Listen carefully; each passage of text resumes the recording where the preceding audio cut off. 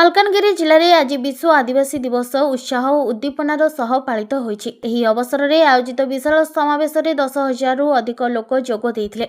ଆଦିବାସୀ ସମାଜର ପରମ୍ପରା, ସଂସ୍କୃତି, ଅଧିକାର ଓ ସ୍ୱାର୍ଥ ସୁରକ୍ଷା ନେଇ ଏହି ଅବସରରେ ଆଲୋଚନା ହୋଇଥିଲା। ସମାବେଶରେ ମାଲକାନଗିରି ବିଧାୟକ ନରସିଂହ ମାଡକାମୀ, ଚିତ୍ରକୋଣ୍ଡା ବିଧାୟକ ମଙ୍ଗୁ ଖିଲ ଏବଂ ପଡ଼ୋଶୀ ରାଜ୍ୟ ଛତିଶଗଡ଼ର ପୂର୍ବତନ ମନ୍ତ୍ରୀ ଲକ୍ଷ୍ମା ଦାଦି ପ୍ରମୁଖ ଉପସ୍ଥିତ ରହିଥିଲେ। ବକ୍ତାମାନେ ଆଦିବାସୀ ସମାଜର ଜଳ, ଜଙ୍ଗଲ ଓ ଜମି ସହ ଜଡ଼ିତ ଅଧିକାର, ସାମାଜିକ ସୁରକ୍ଷା, ଶିକ୍ଷା ଓ ଉନ୍ନତି ଭଳି ବିଭିନ୍ନ ପ୍ରସଙ୍ଗ ଉପରେ ଆଲୋକପାତ କରିଥିଲେ। ଆଦିବାସୀମାନଙ୍କର ଅଧିକାର ସୁରକ୍ଷା ସହ ସେମାନଙ୍କର ଭାଷା, ସଂସ୍କୃତି ଓ ପରମ୍ପରାକୁ ଆଗାମୀ ପିଢ଼ି ପର୍ଯ୍ୟନ୍ତ ସୁରକ୍ଷିତ ରଖିବା ନେଇ ମଧ୍ୟ ଗୁରୁତ୍ୱ ଦିଆଯାଇଥିଲା। ବିଶ୍ୱ ଆଦିବାସୀ ଦିବସ ଅବସରରେ ମାଲକାନଗିରିରେ ଏଭଳି ବିଶାଳ ଜନସମାଗମ ଆଦିବାସୀ ସମାଜର ଏକତା ଓ ନିଜ ଅଧିକାର ପ୍ରତି ସଚେତନତାର ବାର୍ତ୍ତା ଦେଇଛି। ମାଲକାନଗିରି ଜିଲ୍ଲା ଆଦିବାସୀ ସମାଜର ସଭାପତି ଶ୍ରୀ ବନ୍ଧୁ ମୁଦୁଲିଙ୍କ ନେତୃତ୍ୱରେ ଏହି ସଭାଟି ପରିଚାଳିତ ହୋଇଥିଲା। ମାଲକାନଗିରି କୋରୁକୁଣ୍ଡା ଦେବେନ୍ଦ୍ର ଖରାଙ୍କ ରିପୋର୍ଟ, ଖୋଲା ଖବର।